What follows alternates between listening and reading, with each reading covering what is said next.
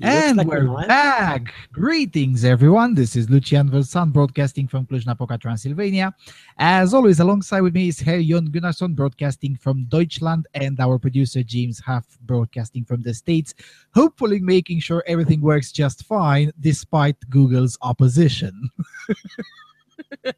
I Greetings. love Google. Yeah, but we had to go live on a very short notice because Google just keeps on opposing this show taking place on time. Thank you, Google.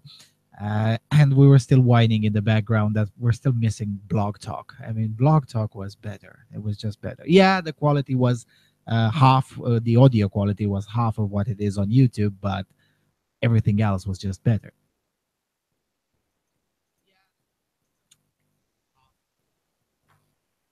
Hello? Yes, I just love Google. Right. So we're gonna be a lot less in a hurry this episode than we were in the previous week, because for starters we have a much shorter news section. Although we're gonna gossip the BBC quite a lot because because we kind of have to. I mean, it's pretty much the biggest news in sexual politics terms uh, from the last 10 days or so, And it's quite funny. and it is quite funny. I mean, yeah, it is quite funny. It does serve them right. Oh yeah, oh yeah. It could not have happened to a better institution. Right, but until we get to the BBC, where we'll spend a little bit more time than usual, let's go with the breaking news coming from timesofisrael.com. In landmark ruling, court says women should pay child support. In a landmark decision, the Supreme Court ruled on Wednesday that divorced women should also participate in child support payments. The dramatic ruling brings to an end the current norm whereby fathers are solely responsible for alimony even if their wives earn more than they do. The ruling, handed down by an expanded bench of 7 justices, applies in cases where the children are aged 6 to 15 and was in response to petitions lodged by two divorced fathers. Fathers will continue to pay all child support for children below the age of 6. The judges also suggested that courts consider whether joint custody is the right arrangement in cases where the parent's financial situation may not enable optimal care for the children in two separate homes.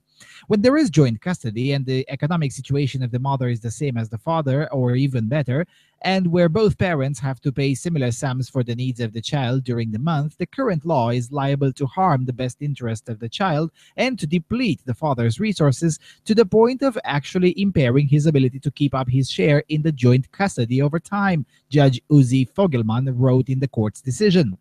Giving the example of one of the appellants, he said, quote, when you take off apartment rental costs and from both parents' salaries, the respondent, i.e. the ex-wife, is left with 8,795 shkalim. That's almost $2,500. While the appellant, the father, is left with almost 6,500 shkalim. After the appellant paid almost 3,000 shkalim in child support to the respondent each month, the appellant is left with just a little bit over 3,500 shkalim to cover his own regular expenses, costs, and all the expenses of the three children for half the month. In contrast, the respondent has over 11,600 shkalim for exactly the same needs, close quote. The ex-husband's ability to meet the full needs of his children while they are with him falls far short of the appellant's ability, creating a significant economic disparity between the two homes that could be harmful to the children's well-being, he wrote. The gap could affect the emotional state of the children, their relationship with each parent, and their willingness to cooperate with the joint custody arrangements. In the absence of a relevant reason to distinguish between the father and the mother regarding the obligation to provide child support between the ages of 6 and 15, there is no escaping the conclusion that the current law is discriminatory and based on general and stereotypical assumptions regarding the division of gender roles. Truth be told, the core family law in Israel, the laws of marriage and divorce, are characterized by a lack of equality between men and women, Judge Noam Solberg said. And skipping a bit, Judge Menachem Mazuz added, quote, although joint custody appears to be a proper and natural solution, it's actually a luxury that has a price and that not all separated couples can afford. It's therefore appropriate to give prior consideration to the parent's economic ability to maintain joint custody and to the implications of such custody for the welfare of the children in each specific case, close quote. He recommended that courts consider other alternatives, even if are unequal, especially during the period immediately following the parent separation, in order to reduce harm to the parents and the children, where financing two homes would be detrimental. One of the petitioners, identified as D, is a divorced father who has been forced to pay child support to his ex-wife, even though the parents share custody and the ex-wife earns more than he does. We won. The state of Israel won, he said of the court's ruling. D criticized the way the issue had been handled but not resolved by the Knesset for years. Light has triumphed over darkness here, and the body called the Supreme Court has proved that it protects us. The details of the petitioner's divorce agreement will now go back to the family courts to be reviewed in line with the ruling. So, Sounds good. It is something that I don't know if you remember the interview that we had with Gil Vernon, something like 3 years ago now. It was in 2014 or 2015. Yep. Yeah. And basically he was complaining precisely about this issue. And he was saying at the time that it's still going to be at least 2, maybe 3 years until such a case will even get in front of the Supreme Court. So he was a little bit wrong. It was less than 3 years until it was solved by the Supreme Court in a favorable way. We should talk a lot more with Gil Ronan. He seems to be much more apt in making predictions. And when he's wrong, things are better. Yeah, I guess he's not also sad about being wrong in this case. Yeah, I presume not. I emailed him about the case. He didn't respond by the time we got live, but I really want to have a chat with him either on this show or on my channel. Depends on his schedule, really, because he's a really busy man. Anyway, so yeah, it is a fantastic thing. It's a fantastic decision. Still, definitely far from perfect. I mean, fathers will still be liable for all child support for children under the age of 6, but it's definitely a huge step in the right direction. Yeah, and I'm not a big fan of the whole general idea of child support being sort of mandatory feature. It seems to me perhaps a more reasonable arrangement that the parent who actually gets the benefit of having the children and being able to raise them should also pay for them. Because, I mean, the reason people become parents is because they like being parents. So presumably that's something that they want to do. It seems reasonable that that the parent who gets the privilege of being able to raise the children should also pay for them, or at least pay more for them. But I mean, at least this way, it's at least sort of closer to reasonable. That, you know, at least it is sort of closer to being gender neutral, of not discriminating against men. Yeah, it's not going to be gender neutral, but at least it won't be overtly misandric, at least in some cases. Yeah. I mean, it opens the possibility. Up until now, basically the idea of divorcing in Israel without paying child support was impossible to think. I mean, it was just all the lawyers would have laughed in your face. No, mate, of course you're going to pay child support. The question is how much. Whereas after this ruling, it opens the possibility of, at least in some cases, no child support will be paid, because if there is joint custody and relatively similar incomes, there's just no need to just shift the shekels from one bank account to another. So and that's great. Now, of course, and notice this similarity and with Sharia law, essentially, because as Gil Ronan explained to us in the interview that we had with him over 2 years ago, that family law is half religious, half secular, and there's a continuous struggle inside Israel between the Orthodox tribunals and the secular authority and the secular tribunals. And over the long run, of course, the seculars have an advantage, but it's nowhere near as it is in Europe, where only the secular courts decide these matters. It is very rare the case in Europe to have a religious tribunal deciding these things. But in Israel, it's roughly 50-50. Sometimes it's a religious tribunal, sometimes a secular tribunal. But notice this similarity. Just like in Islam, in Jewish law, even if the mother earns a lot more, still the father's income is the income of the family, whereas the mother's income is hers and hers alone, just like in Sharia law. I guess Fantastic. that's patriarchy for you. Yeah, I guess that's patriarchy for you. Although, in fairness, nobody accused Judaism of being patriarchal. I mean, it's the only matrilineal religion. Judaism and Hinduism, let's be fair. I mean, the Hindus have been worshipping women for thousands of years, even more so than the Jews. But yeah, I think feminists generally consider Judaism also to be patriarchal. Yeah, but then feminists are insane. I mean, there is, if you're ignorant about it, there is a superficial argument to be made about Islam being somewhat patriarchal, but only if you're ignorant about the details of Sharia law. But Judaism, come on. I mean, really, it's the religion that mutilates all the baby boys' penises, and it doesn't even allow the mutilated man now to transmit his name. It's his mother's name. I mean, really? How is that a patriarchal place? I don't pretend to understand the logic, but the whole Judeo-Christian tradition is generally regarded as patriarchal and sort of oppressive to women. And of course, I mean, in Judaism, even though it's matrilineal and so on, it's still mostly men who had power and who made most of the decisions. Yeah, but that's the point. It's patriarchal. Yeah. Oh well, I guess if that's the only reason that counts as patriarchal, then I guess the BBC is the most patriarchal institution. We're gonna gossip them a little bit, but until then, there was another thing that I've noticed in this particular article that I wanted to. Oh yeah, the fact that the judges wrote something that I didn't expect to see in a court of law anytime soon.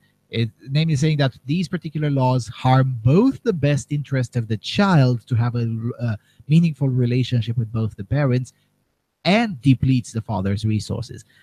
It's almost like we wrote the decision. Because this kind of argument has been presented on the pages of A Voice for Men for what, 10 years now, almost, since 2009, 8 years. So this is basically, I mean, these kinds of arguments have been put forth including by Israeli MRAs for at least a decade. And now you have basically a Supreme Court judge writing almost like us. Sure, of course, the judge is also constrained by the existent law and whatnot, or maybe he simply doesn't buy the entirety of our message, but he bought some of it. Yep. And something that was impossible to even think. I mean, could you imagine when we started this show 4.5 years ago?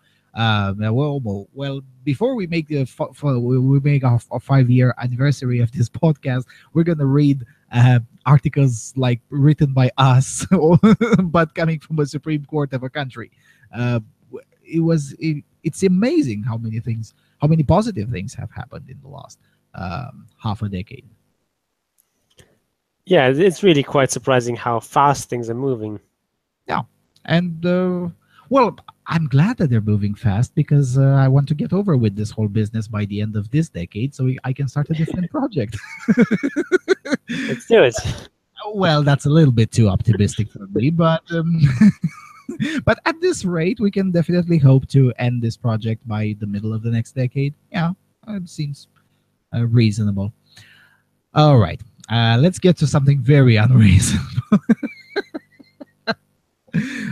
Oh, by the way, please don't send links from Press Reader again. It took me an hour to figure out how the hell can I copy the article from there. Oh, sorry.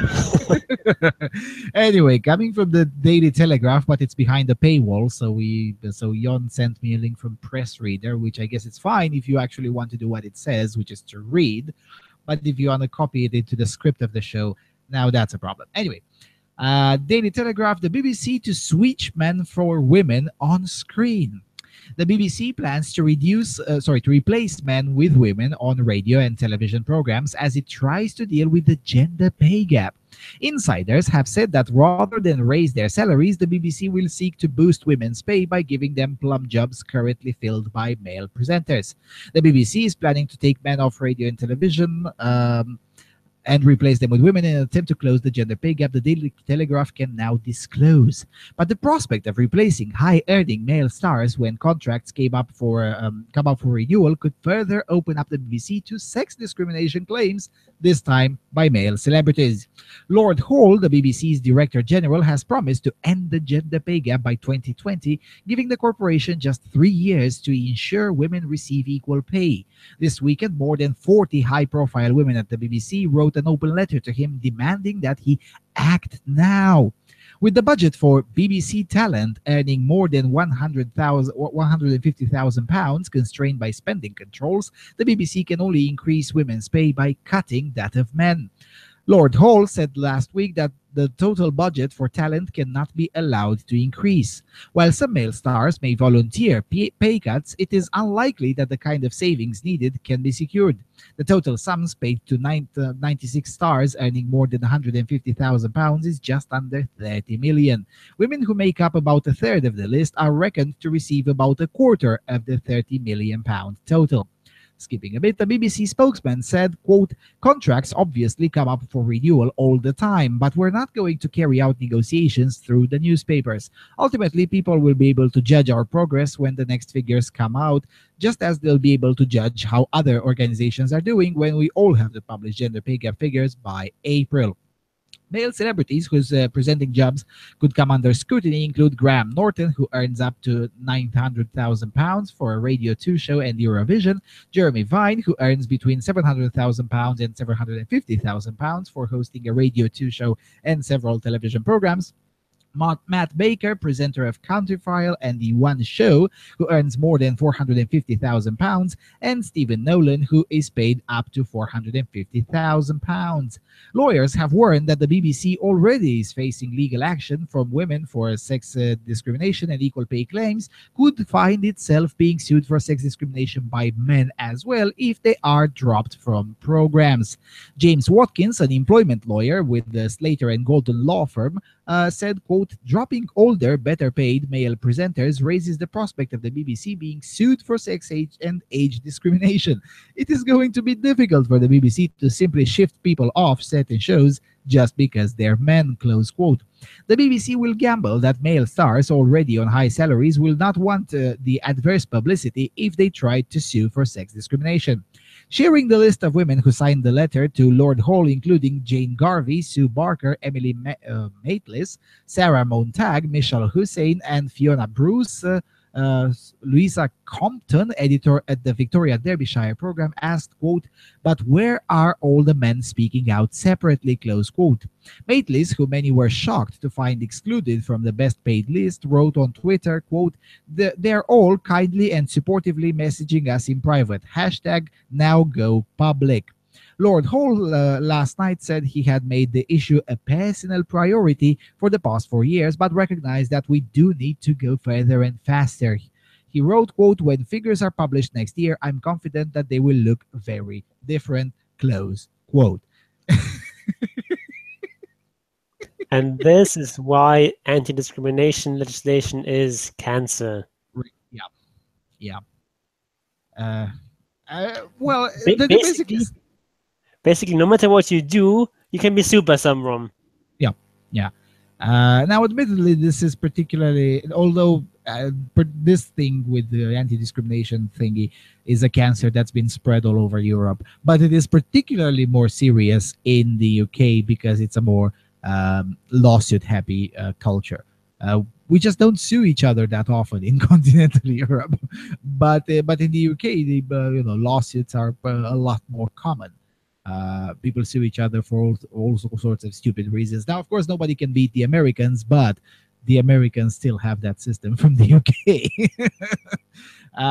In a more serious note, yeah, no matter what you do, you can be sued. And I laughed out loud when I was correcting this because when I copied it, it had the all sorts of hyphens. It still has some of them, but but I just lost patience.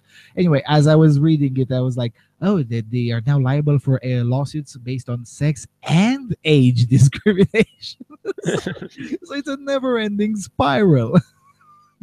Now I agree that this move would be discrimination, but then again, if it were a private company, I wouldn't give a shit. If it's a state company, now I do give a shit. No, I hope all of them sue. I mean, yeah, well, they'll gamble that the male stars already high on high salaries will not want the adverse publicity. No, I hope they do. I hope all of them sue you. I hope all of them sue you and bury you under lawsuits until the government is forced to just, I don't know, privatize you over the stock market or something. Just get rid of your existence. Yeah, I mean, that's unlikely to happen, but it would be nice to think about. Hey, one can hope. 5 years ago, I was having this conversation about the Romanian state television. I was saying, yeah, the fee should be eliminated and whatnot. And everyone was like, yeah, no, that's unlikely to happen. Oh, guess what? Last year was eliminated. So, it can happen. Just give it time. I'm not saying it's going to happen tomorrow, but, 5 years of being buried under constant discrimination lawsuits, everyone suing everyone else. I don't know. But if you piss off the government enough, maybe they will. Yeah, never say never, but it's very unlikely. I mean, BBC is this very prestigious organization, and a lot would have to happen for them to privatize it. Sure. But then again, the prestige of the BBC has suffered greatly anyway in the last decade. I mean, gone are the days when you would say, when if you would say, according to the BBC, that would be the end of the argument for any piece of news. I mean, 10 years or 15 years ago, if it was according to the BBC, then it's probably not bullshit. Nowadays, yeah, well, there is a reason British Bullshit Corporation is still a known thing. The prestige of the BBC has suffered greatly. Not enough. I hope it suffers even more. But I admit it is a long shot. But then again, one man can hope. As for the oh yeah, where are the men speaking out separately now go public? If I were to work for the BBC, I would go public with a huge hashtag of now go fuck yourselves. That's the only way I would go public. I mean, seriously, the perverse entitlement in these bitches. I mean, really. It's not enough that you're advocating literally stealing probably deserved shekels from your colleagues, but now you want them to also be proud of being stolen from and go public and supporting you from stealing from them. No, you go fuck yourself. Yeah, they're sort of acting as if they're some sort of victim, but they're not victims. They were hired to do a particular job at a particular salary that they agreed to, and that's it. They're paid what they agreed to be paid, and that somehow is victimhood. That's somehow some sort of great injustice to them. Yeah, and admittedly, and this is true of all countries of Europe, we've lost this sense of privilege. But in the traditional sense, it used to be a privilege to get to serve your country by working in the public media or in law enforcement, or it was there was a reason these jobs were separate, because they had a different status, and the status would compensate in a way. All of that is lost nowadays. I mean, they want to be respected, but they don't respect a tenth of the institution that they're working for. Yeah, but I think this is precisely the reason why I think they should all be fired. But I think it's actually a good thing that this sort of special respect for public servants has been very much on the wane. Oh, definitely, it has its advantages for sure, because now I can tell the public servants to go fuck themselves, and there's no consequences for that. So yeah, of course there are trade-offs. I mean, there are things that have been gained and things that have been lost. But in this particular instance, they want to have their cake and eat it too. I mean, they want to not have the sense of privilege that they get to serve their country by working in the public media, but at the same time they want the status and respect that is supposed to come with that, and they suddenly expect their words to have to carry some weight and what. No, it doesn't work like that. And now various private media in Ireland and in Britain, they're looking at those salaries, and actually it turns out that the what's the guy's name, Lord Hall, he was actually correct that he might lose some of the talent because apparently they were underpaid, the male ones at the very least. The female ones, that it appears that there is no no rush of calls to see when their contracts end. But I mean, we knew all along that capitalism is patriarchal and sexist, so that's hardly a surprise to the feminists at the BBC. Fair enough. Fair enough. Amazing, amazing. Now, it's difficult to see how this controversy, this saga, will go. But the most likely possibility is just that they're gonna pretend that they're shuffling some shekels around. Maybe some of the very old guys is going to retire disgusted by the whole thing, and that's how they're gonna save a few shekels and maybe give all of them I don't know, a £500 increase or something like that. So they would appear in a different bracket, and that's pretty much it. I mean, there's nothing really that can be done if they can't increase the and it's a good thing that they can't. If they can't increase the total budget to pay quote unquote top talent, as they call it, although some of those individuals I wouldn't consider them even low tier talent, but anyway, their business. But there's nothing really that can happen unless, well, except for the situation where everyone sues everyone else. Now that can happen, but in a realistic sense, there's nothing that can really happen. Yeah, I mean, most likely what will happen is what usually happens when any firm is accused of this sort of discrimination, is that they, in the media, they will act contrite and say, we're going to do everything to remedy the situation, and sort of pretend that they're very concerned, and promise all sorts of things, and then they will try to do as little of that as possible. Mm-hmm. Sort of just enough to keep up appearances, but behind the scenes they will continue the established practices because that's what works. That's what works from an economic perspective. And at the end of the day, even though the BBC is a public corporation, they still have to keep an eye out on the bottom line. They still have to work within the overall capitalist system, and that's a good thing that they're doing that. Yeah, you can't really trick economics for forever. Admittedly, the BBC has an extra difficult job because they have to publish every single year these kinds of things. So this controversy will probably die out by next week or something like that.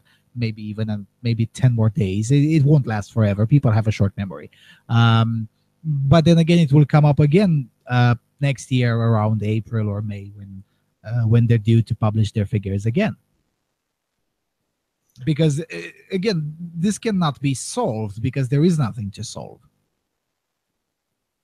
Yeah, because most likely the pay structure that currently exists is very roughly approximate to what the people should be paid based on their merit and based on what they would be earning in the free market. Yeah. And because if that's not the case, if they're being underpaid, then they will be hired off by someone else. Yeah, and this is the problem with these kinds of individuals. I mean, most of these individuals, now some of them I've never heard of them, so I don't know how good they are, but I've looked into some of them, and they legitimately are irreplaceable. I mean, this is not a factory. You can't really just replace I don't know, the head of a show, the face of a show, and just expect that show to be identical. and nothing to change. Sometimes it changes for the better. It gets higher audience numbers, but oftentimes, especially if it's a very good host and a very audience-bringing host, um, removing that particular individual will actually tank the numbers and changes the show for the worse. Yeah, I mean, with those sort of entertainment channels like that, they're basically all monopolists. They're Mhm. selling a service that only they can provide. Yeah, it's just like in football. I mean, you can't have another Lionel Messi or another Cristiano Ronaldo. That's why they're paid that much, because there's only one Cristiano Ronaldo. It's pretty much the same thing, and it's amazing. I don't know what will it take. Probably nothing. I mean, I don't think it's gonna ever going to happen. But what will it take to make um, progressives in particular? Because liberals have finally got it, but progressives, they seem to never get it. That look, there are differences. People are unequal, and they're gonna have unequal outcomes, and that's fine. It really is fine. It's nothing wrong with that. Yeah, I don't know. It's frankly, to me, it's always been baffling how people cannot see these basic facts, but it, it's just so obvious that no, it's not true that all men are created equal, or that there are no differences between men and women, or no differences between basically whatever two groups you want to catch a name. Whenever you have look at two different groups, they're going to be different in some way, and to expect equal outcomes from that is just unreasonable. I mean, maybe the outcomes in some particular area will by chance be approximately equal. That can happen. Certainly happens in some cases, but it's not like the default result they should be expecting everywhere. Yeah, yeah. And uh, I was thinking whilst you were saying that expecting the equal outcomes and whatnot, and I was thinking, heck, I'm sometimes not equal with myself in two different moments of the same day. How can I expect to be equal with someone else? I mean, in some moments of the day, I'm much better at what I do than I'm in another moment of the day. Varying even from 1 hour to the other. Uh, Depending on how many cigarettes I had, how much or how little coffee I had, what mood I woke up during that day. I mean, I'm not equal with myself in the same day. Yet these people are expecting to have 96 individuals that are the well-paid individuals at BBC to all be equal with each other by sex. Really? What? No. Amazing. Anyway, staying with the topic of the BBC, someone comes in and says, and just basically says it. Yeah, it's okay that this is happening. Coming from the BBC. BBC women should just let gender pay gap happen, government advisor says. Female staff at the BBC let the gender pay gap happen because they weren't doing much about it, a government advisor on equal pay has said. Businessman Sir Philip Hampton told the Evening Standard newspaper in London that in contrast to men, he had never, ever had a woman ask for a pay rise. BBC presenter Jane Garvey said he seemed peculiarly out of touch. The corporation has faced criticism since it revealed last week that its top earners were largely men. Sir Philip, the co-author of the government's Hampton-Alexander review looking at ways of increasing the number of women in top-paid jobs, was asked about the situation by the newspaper. He said, quote, "How has this situation arisen at the BBC that these intelligent, high-powered, sometimes formidable women have sat in this situation? They are looking at each other now saying, how did we let this happen? I suspect they let it happen because they weren't doing much about it," close quote. Sir Philip, who is chairman of global drugs company GlaxoSmithKline, where he earns £700,000 per year, he added, quote, "It's just a difference between men and women. Men go for promotion and leadership roles. Women are less proactive and asking for more money." Well, less productive too, but he wouldn't say that. "I've had lots of women reporting to me or coming in to talk to me about their career, either for general guidance or employees of companies where I've been working. I have never ever had a woman ask for a pay rise. There isn't a list long enough for all the men who've asked. Lots of men have trooped into my office saying they are underpaid, but no woman has ever done that. But Miss Garvey, who presents Radio 4's Women's Hour and organized a protest letter from the BBC's top female stars to Mr. Cole, told the Standards, quote, the likes of Sir Philip Hampton can never begin to understand. He seems peculiarly out of touch given the task he has. Many women have to learn to question, many women have learned to question their position in the workplace, partly because of the dominance and success of people like him. And Liberal Democrat Deputy Leader Joe Swinson accused him of heaping insult on injustice, adding that his comments were, at best, astonishingly ill-judged. Sorry, mate, you're a Liberal Democrat. You don't get to speak. Anyway, his remarks that the BBC women let this happen display a worrying lack of understanding of the, get ready, buzzwords incoming, structural gender, race, and class bias across all of society at all levels, including at the BBC. Close quote. She added.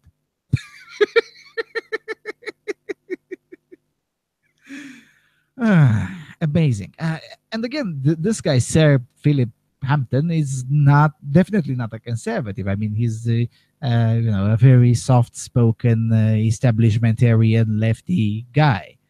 But at the end of the day, he's still the chairman of a big corporation, and he actually has to economics. So I was waiting for the actual arguments being brought up here. All they said is that this guy is heaping insult on injustice, that his comments are astonishingly ill-judged, that he can never begin to understand, he seems out of touch. But where are the arguments? There aren't any. I think you're being unreasonable here, man. Come on, you want them arguments? What? To argue what? Oh, actually, we did require for a raise and we didn't get it. Well, that would have been probably a lie. Because, again, and everyone knows this to be true. It's just that some particular pundits and show hosts and whatnot and politicians, they have to pretend that this is not true, but everyone knows this to be true. Men just go a lot more often to ask for a raise, sometimes deservedly so, sometimes not so much, but still, being a good negotiator tends to bring you better deals.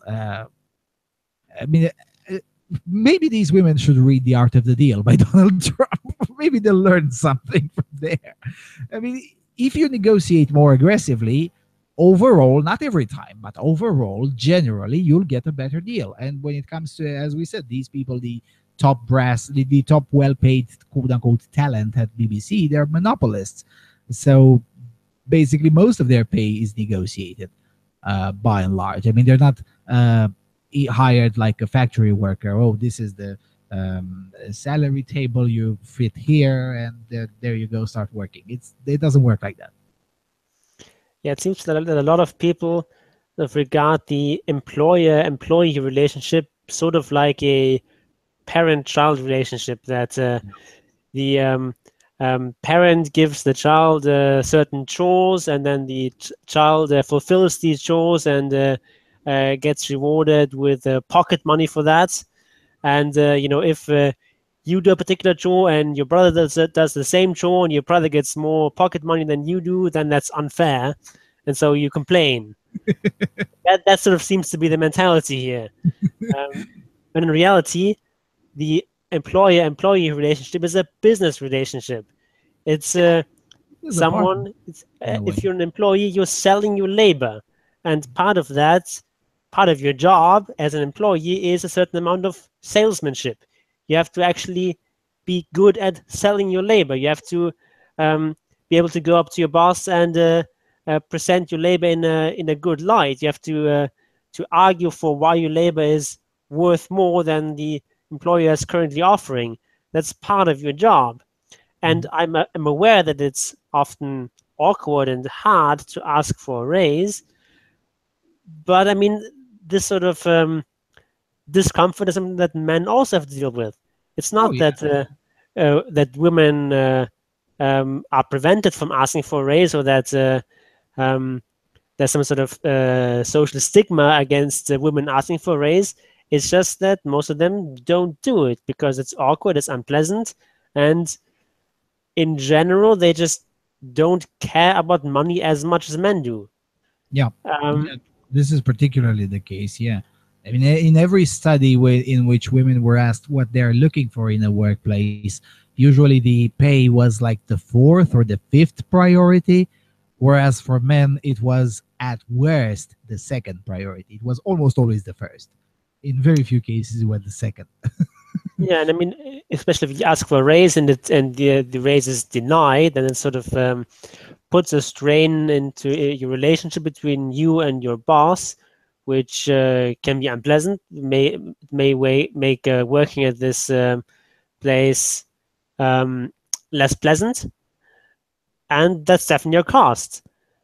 And Yeah. if women are not willing to bear that cost, that's fine. That's their decision. But then you can't turn around and complain about not being paid enough.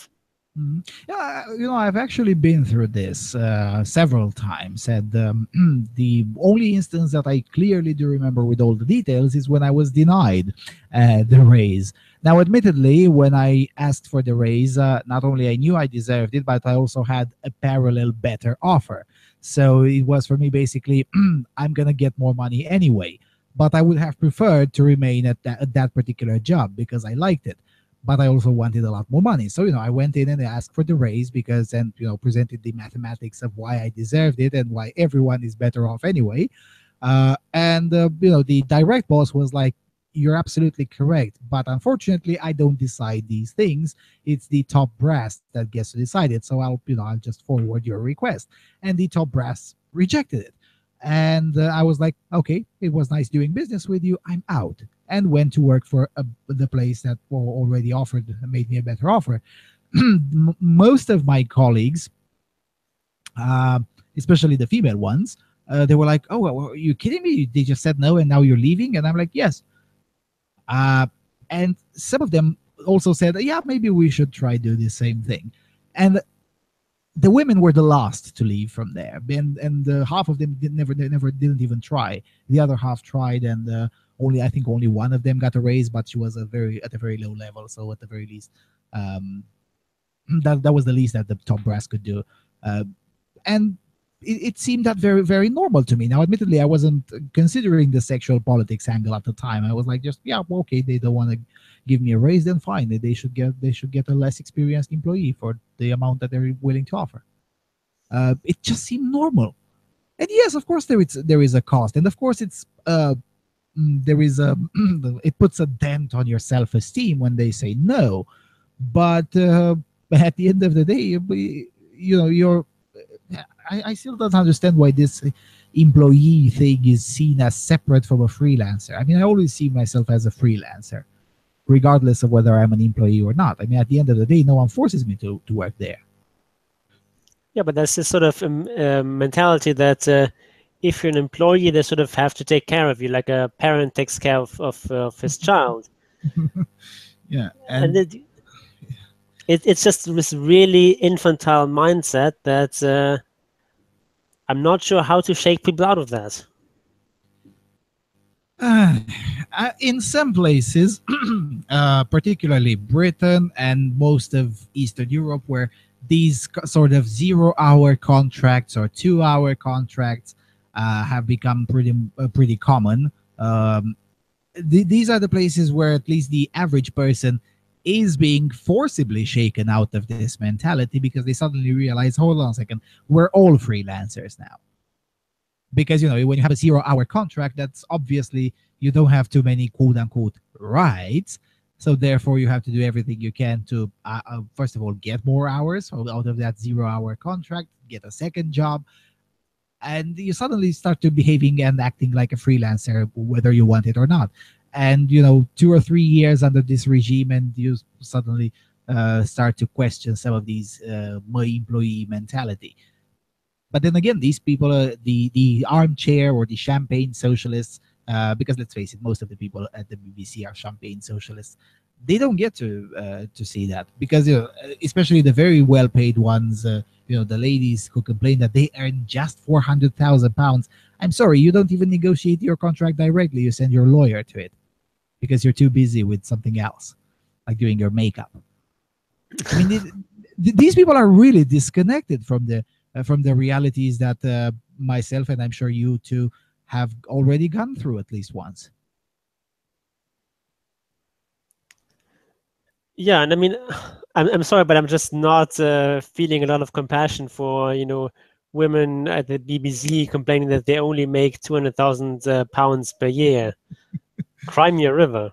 Yeah, a policeman in Britain makes £26,000 per year. So and the policeman actually stands a chance of being killed in Britain, sometimes in gruesome ways, like being beheaded in the middle of the street.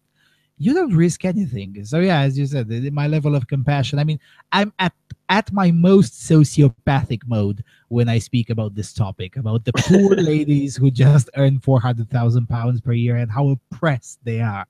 I mean, I don't make £400 maybe a decade. Maybe, but I'm not sure. I might even make in a decade less than that. So fuck off. Yeah. Amazing. All right, we've gossiped the BBC a little bit over 30 minutes. I say that's enough. Fuck them. We'll come back to this next week. Let's go to the next one. Probably, yeah. Moving on to Germany, to the Tagesspiegel. A kind of intelligence report on potentially unconstitutional activity in the world of gender. I've learned a new slur. Feminism. It denotes the belief that the family is at the core of and should be normative for society. And it is basically forbidden, or to be more precise, is under close scrutiny. I discovered this because the Heinrich Böll Stiftung, an organization associated with the Greens, released an internal portal called Agentin, which is, I guess that's how you pronounce it, but it's like agent as one of those gender and then neutral this words. sort of asterisk to denote various people who don't fit in the gender binary, and then the in as the so the agentin is the female form of agent, and the capital I it's because fuck you. Because we have to disrupt German orthography as much as possible, presumably. Okay, so the internet portal called Agentin, which reads like an intelligence report on potentially unconstitutional activity in the world of gender. Its centerpiece is an absurdly thrown together list of organizations and names, which is nothing short of denunciatory. These people are against us, and we are against them. All of this is hidden behind the objective veneer of a wiki. They use a simple and clearly ideologically motivated trick. Everyone, be they right-wing fanatics, argumentative conservatives, or liberals who merely think gender theory is nonsense, are lumped together and attacked with equal vigor. Criticism of gender theory equals homophobia equals anti-feminism equals yuck. Thus, the very right-wing conspiracy theorist and Pegida supporter Jürgen Elsässer, the conservative journalist Birgit Kelle, who is a feminist, and my highly liberal colleague at the Tagesspiegel, Harald Martenstein, are part of the same blacklist. Strangely enough, the mean FAZ blogger Don Alfonso, that's the Frankfurter Allgemeine Zeitung, blogger Don Alfonso, as well as Henrik M. Broder, have been left out. The latter is already fuming and will probably sue for the right to appear on Agentin. As far as the misdeeds of Martenstein go, it says that he is a, quote, heteronormatively oriented journalist who called gender studies an ideologically oriented, quote, anti-science. The nerve of that man. By the way, I personally am not so much against the research, but more against the political demands that are built on this shaky ground. Maybe not a big enough crime to make the list. Oh well. A thought experiment. How about a list of names curated by the far right and funded by taxpayers, on which gender professors, gay bloggers, and minor far-left terrorists are exposed to the public side by side? A disgusting thought, it seems to me. Doesn't seem disgusting to me. Where do I donate for that list? Yeah. The thing is that monkey sees, monkey do. Leftists have seen that these kinds of thing of listing idiots, is particularly Wikimania is doing this thing, and they've seen that that worked, and it worked well. So they're trying to replicate it. The problem is that they can't meme because the left is the meme. So it just doesn't work that way. As On a more serious note, I guess I'm a feminist and a heteronormative oriented journalist. I want to make the list. What do I have to do to make the list? You probably have to write I some stuff in German, so I have to write in German. Well, I'm not good enough in German yet to actually write stuff in German, but I don't know. I could pay someone to translate some of my hardline podcasts in Romanian to subtitle them in German. I would be banned from Germany very, very. um, on a more, I guess the only objectionable part is that it's made using taxpayers' money. Otherwise, yeah, well, they're trying to copy a tactic that has worked somehow, somewhat against them, and they're trying to copy it and see if they can appropriate that particular tool. I don't think it will work because it's ridiculous. Oh my God, you're gonna call someone a feminist? Yeah, that's a compliment. Fine. Be aware of this individual. He's a feminist. Do these people even hear themselves? Very serious. And I dare to assume that your average person in Germany or in Austria or in Switzerland or in the German-speaking world, when they see about someone, oh my God, that person is a feminist and a heteronormative-oriented journalist, I presume that the average person is like, yeah, probably that guy is okay. I just you're don't think probably that. gonna say, "What? He's a family? What? What's that? Hetero? What?" Yeah, amazing, amazing. But then again, I kind of expected them to try to pull such thing. Obviously, I don't expect them to their particular shtick to catch, and for most people to agree that, oh my God, it's such a bad thing to be a feminist, and I don't expect that to happen. Yeah, this list has sort of had the, I guess, non-feminist blogosphere in German in an uproar over the last week or so. Okay. Personally, I don't really see what the big deal is. Like, I just don't see how that's all that how that's going to make a big splash, or how that's going to somehow greatly hurt the people who are on this list or something like that. Yeah, someone made a list of them and put them next to someone who's on the far right or whatever. So what? Yeah, I guess Yeah, it has something. the people from the Heinrich Böll Stiftung, they don't like them. Yeah, but that's something new. I guess it has something to do with the um, German anal retentiveness of being called far right. I guess. Yeah, and also the sort of history of this sort of thing with these blacklists were also used in like Nazi Germany and in East Germany and so on. So that's a bit of a historical idea playing into that, but I don't know. It just doesn't seem that big of a deal to me, to be honest. Yeah, but then again, we're more shit posters, and we don't work for Frankfurt Allgemeine Zeitung or places like that. Because yeah, but I sort of do agree with you that yeah, well, they put me on a list. In fact, I'm a bit upset that I didn't make the list. Well, I couldn't make the list in Germany, but I could have in Sweden, and I'm disappointed that I haven't. And I need to work harder on that. Right.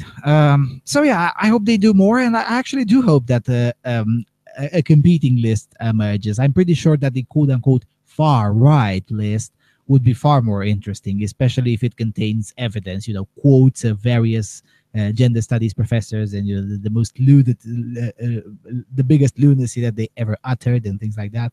Um, I hope that the competing list does emerge, but only if it is in this format. Otherwise, it will be boring, and I'm sick of being bored.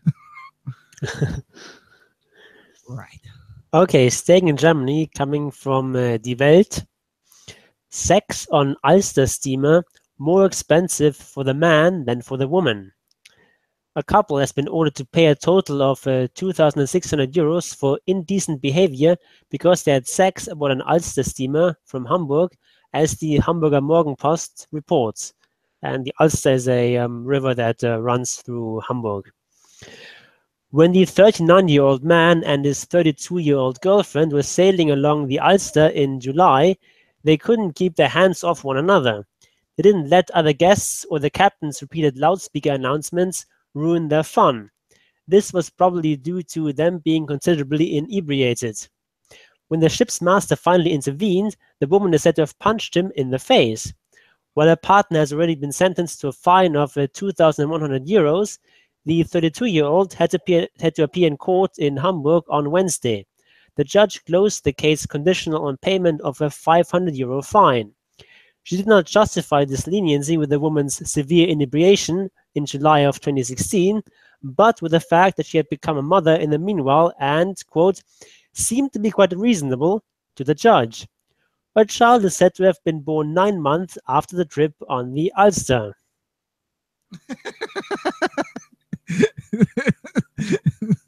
I have to admit, this is a funny case. Yeah. Well, so if I understand correctly, the guy was fined last year, whereas her case dragged on in courts until this year. I'm not sure when he was sentenced, the partner. It doesn't say in this article.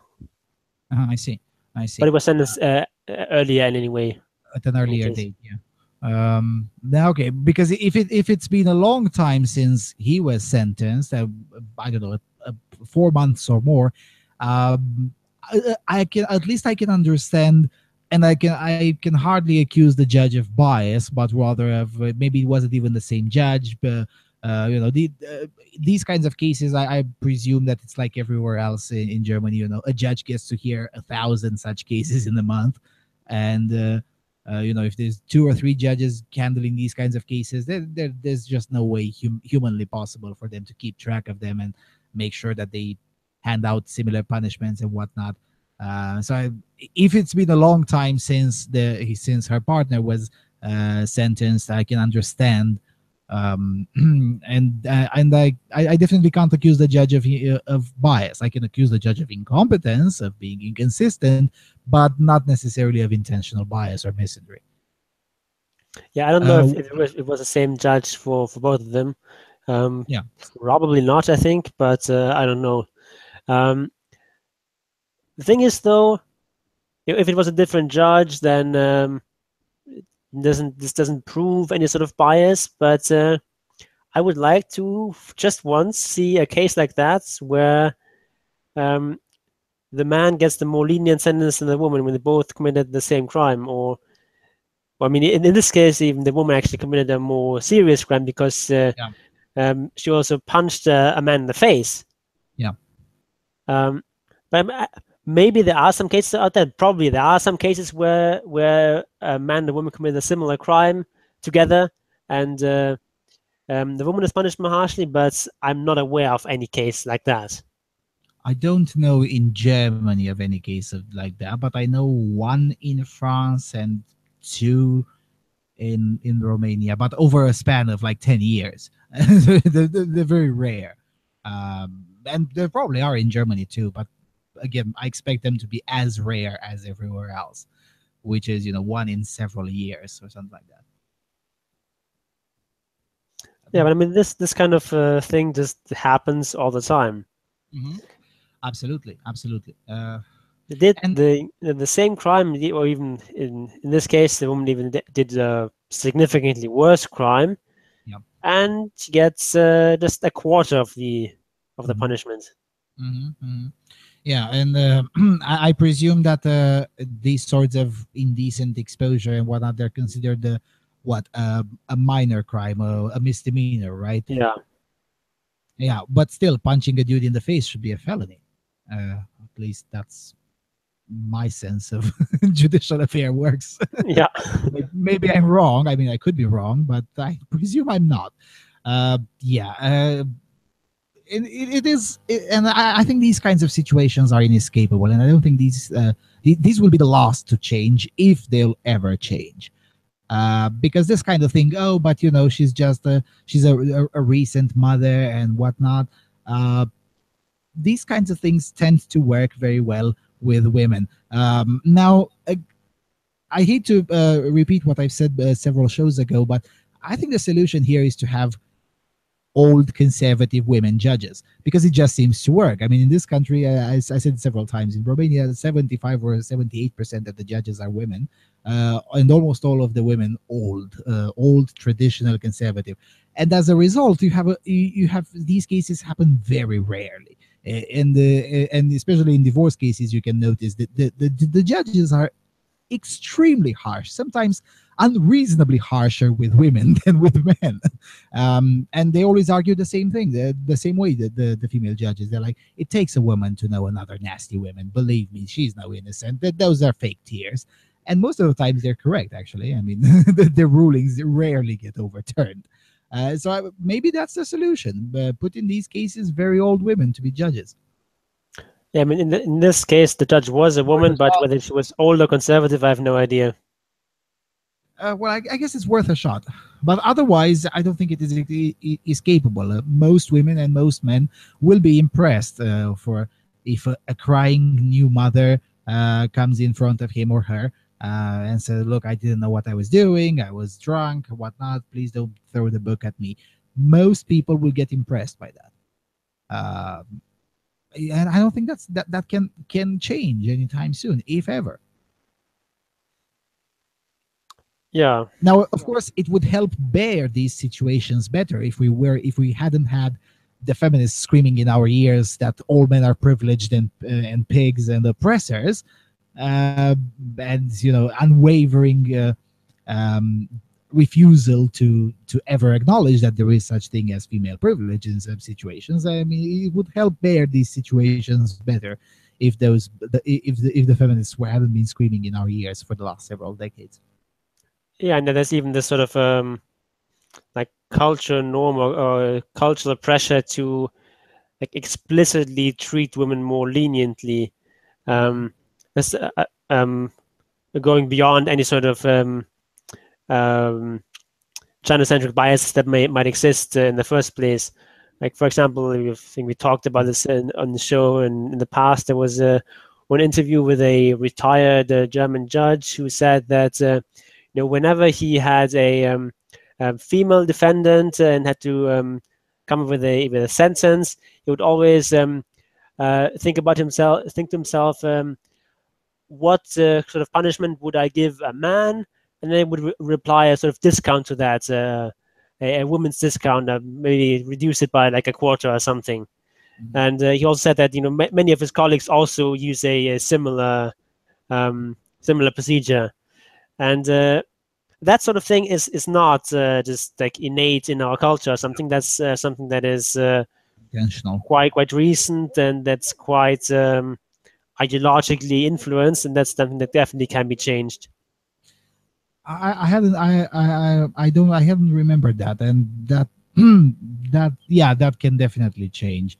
I mean, at the very least, in Britain, they were talking about putting it explicitly in policy to treat women offenders better, because in the opinion of those who wrote that policy proposal, the judges weren't treating women good enough, which is to say they were only applying the innate biases that judges tend to have towards women. So they wanted even more bias.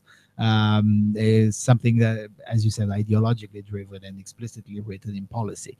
I don't remember talking about this particular retired judge. I genuinely don't remember that episode.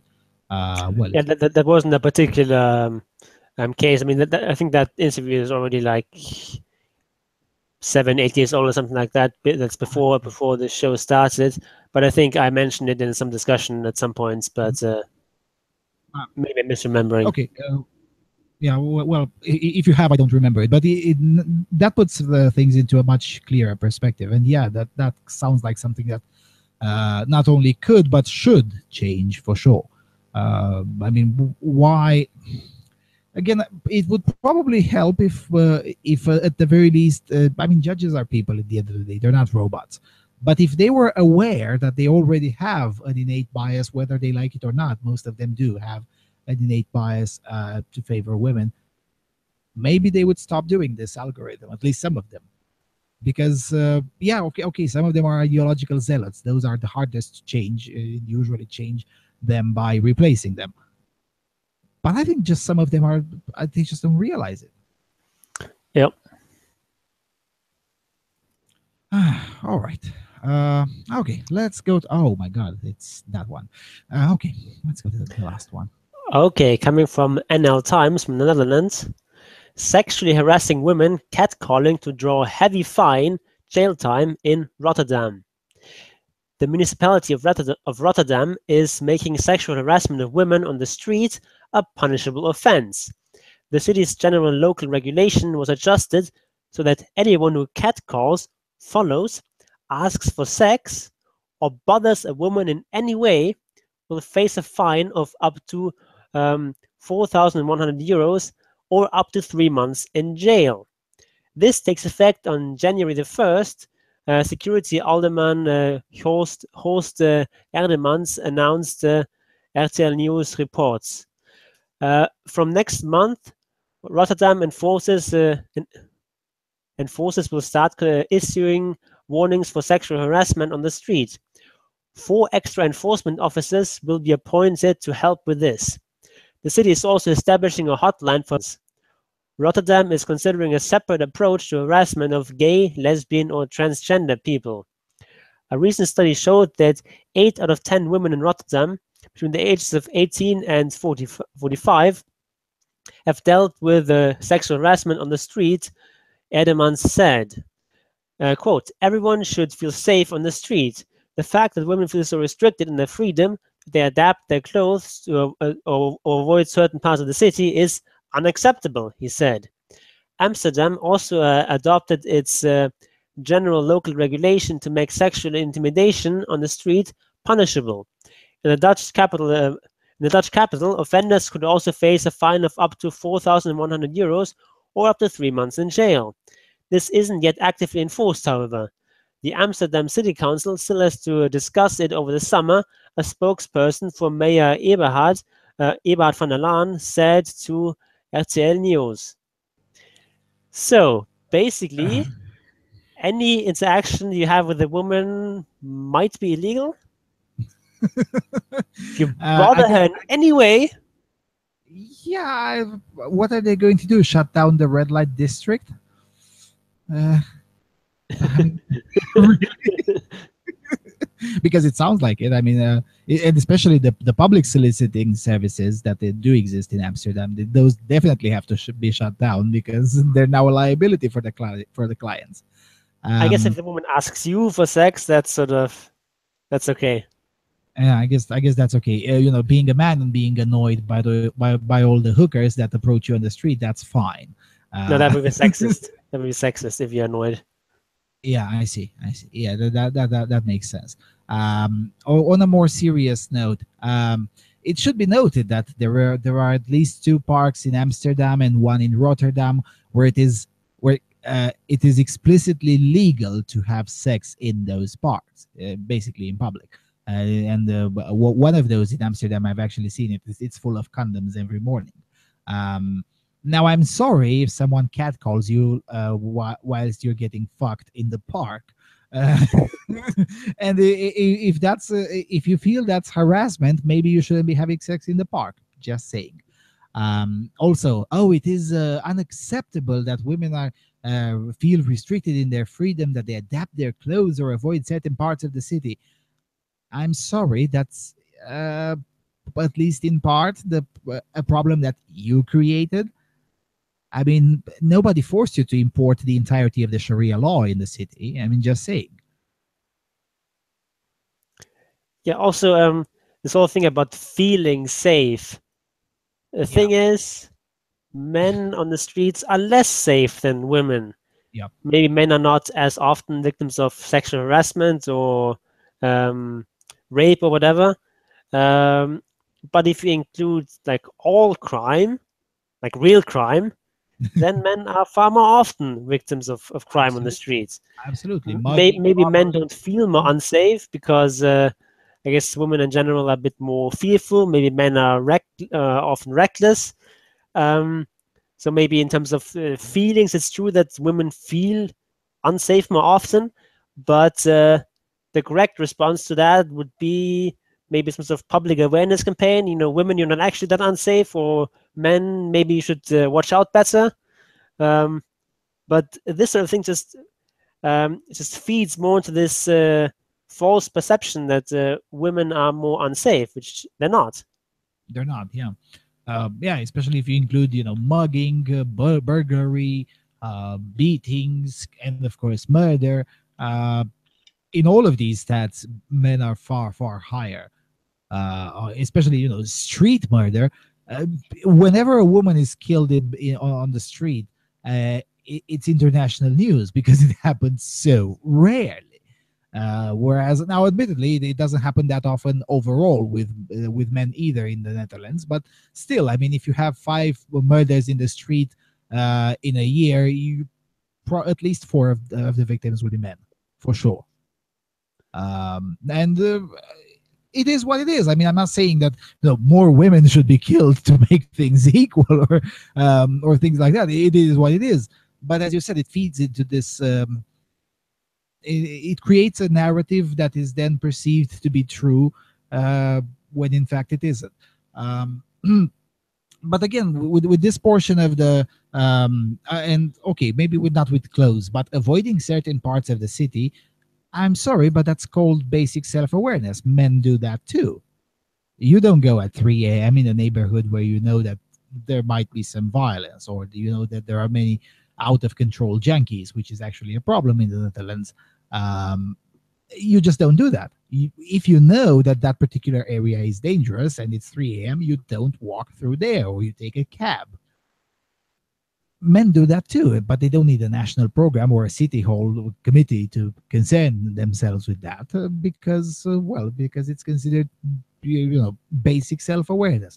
What's so wrong? In fact, if anything, I would consider that it is a good thing that women have the self-awareness to avoid the dangerous parts of the city, thus keeping the crime rate of the city lower than it would have otherwise been.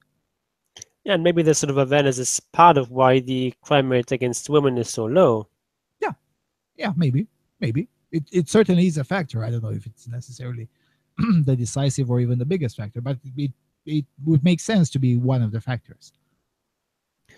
Yeah, and I mean, yes, it shouldn't be the case that there are certain areas in a town or a city where you're too afraid to go to, and maybe something should be done about that by the police. But that's not uh, that's not primarily a gender issue. That's a problem of policing, and Yeah, it's certainly not the case that your women have it worse in that regard. for sure. Uh, I don't like to operate with these terms. Oh, it shouldn't be that way. Well, maybe, but let's operate within the realm of reality. There are very few cities in the world that don't have, and I mean specifically city. Smaller towns, yes, there are many of those. Towns or small cities that are to 100,000 inhabitants or less. There are many of those that have no area where you would have to avoid at certain hours and whatnot. There are many of those in the world, but there are very few cities that are 300 400,000 inhabitants and upper and more than that. There are very few cities that don't have at least one area where it is not advisable to be after a certain point in time during the night. It just is what it is. uh, sure, it shouldn't be that way, but at the end of the day, again, people are not equal, and people who like to commit crime tend to hang around with their own, and one thing leads to another, and you definitely end up with a neighborhood where it is a slightly higher crime rate. Uh, sure, it is a matter of policing, but policing can go only that far. I mean, at the end of the day, when seconds matter, police is just a few minutes away. Sometimes crime happens no matter how good the policing is. Yep. So, and most people instinctively know this, even though they never publicly articulate it, and they're like, "Who cares if it's police everywhere? We know the area is dangerous. Yeah, let's avoid it during the night." That's how most people think, even though they never articulate it, and that's fine. I mean, it just how did we get to the stage where we have so many politicians that are simply not realistic at all?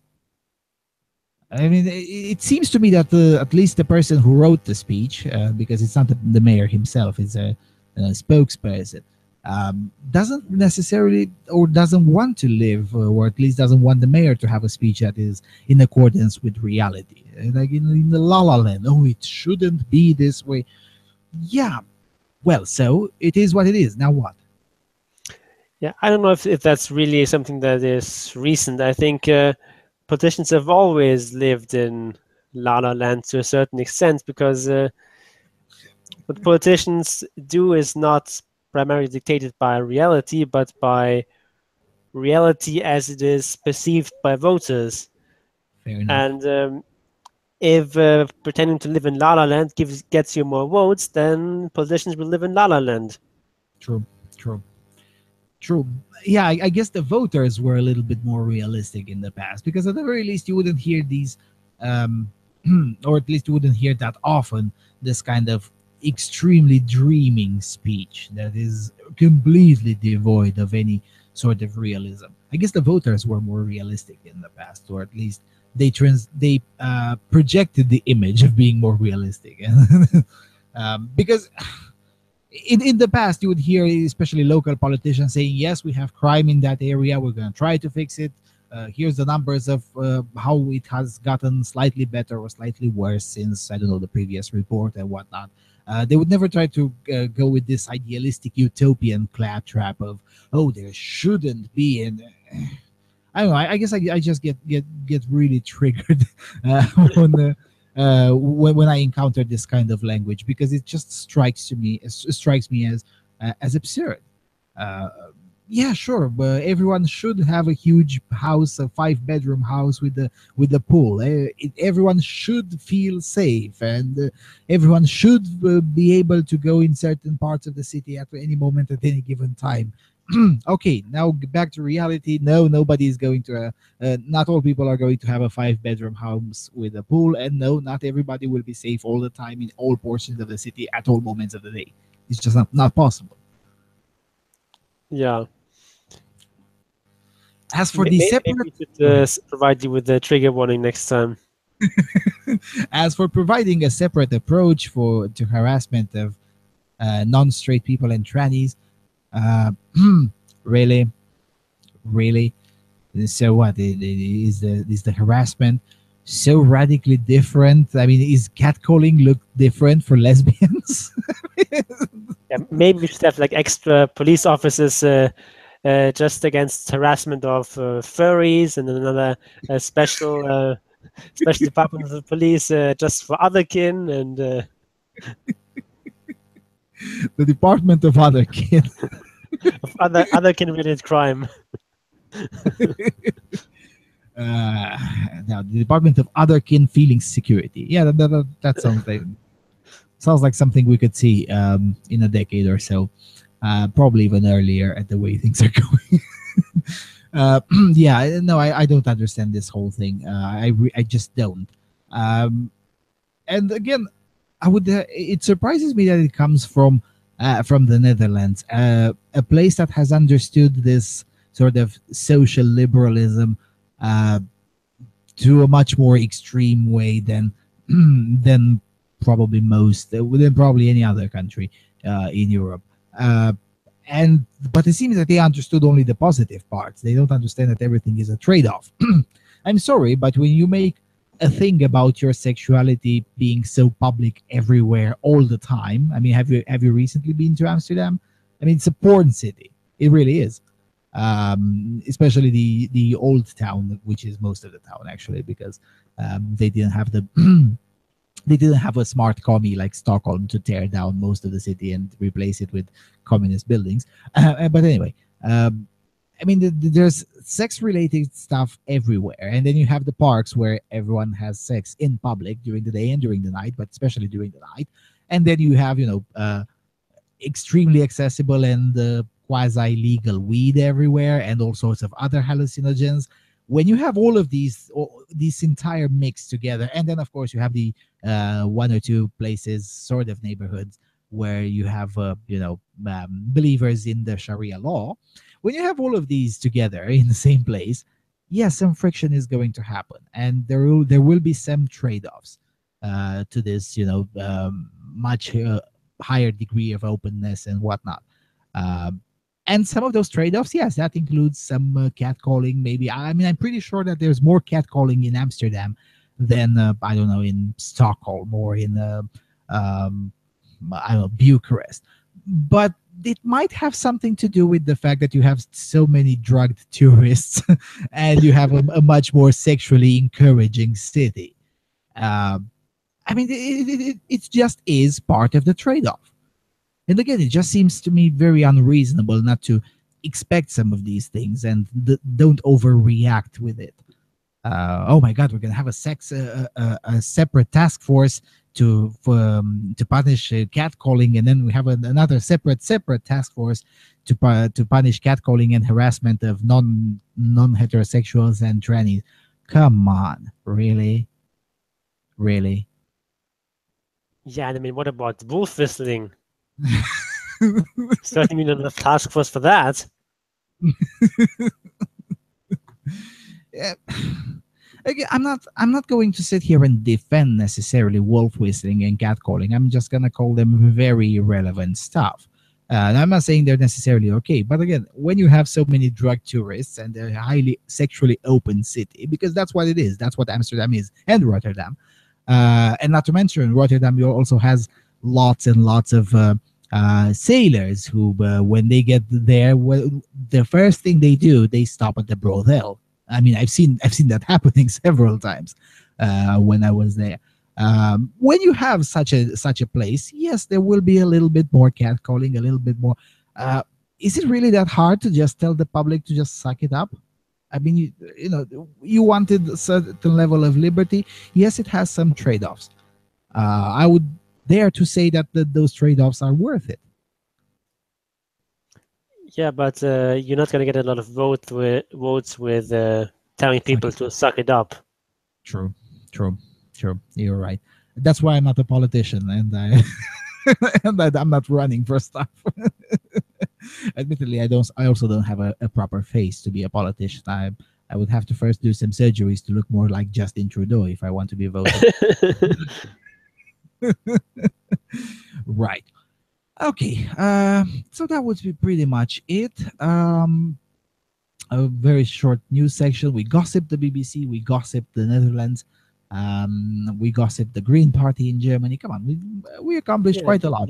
we complained about Google a bit.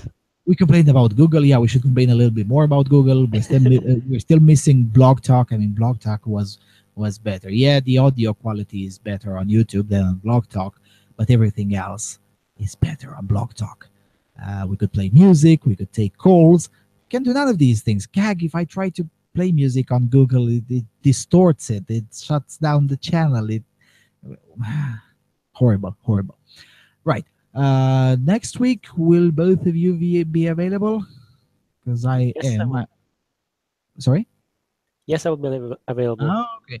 Because soon enough, I'm leaving for the Georgia Armenia tour, but on August the 4th, for sure, I'm still around and available for a podcast. Maybe next week the news section will be a little bit longer, though I don't necessarily expect that to happen because basically this was the last work week. Most important people go on a vacation starting this Friday.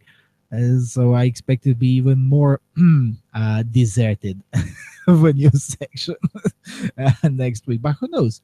I don't know. Maybe someone gets fired over the BBC and and fills up the news. So Yeah, yeah, it might be a bit boring for our show, but less news is generally good news. Yeah, yeah, that's true. That's true. Right. Well, I'm out of things to say, but I'm pretty sure you have a little bit more to say. Yeah, I would invite you to visit my blog, which is at orthogonalideas.com. And then I guess we'll see you next week. Same place, same time. And until then, take the red pill. Take the red pill. Goodbye, everyone.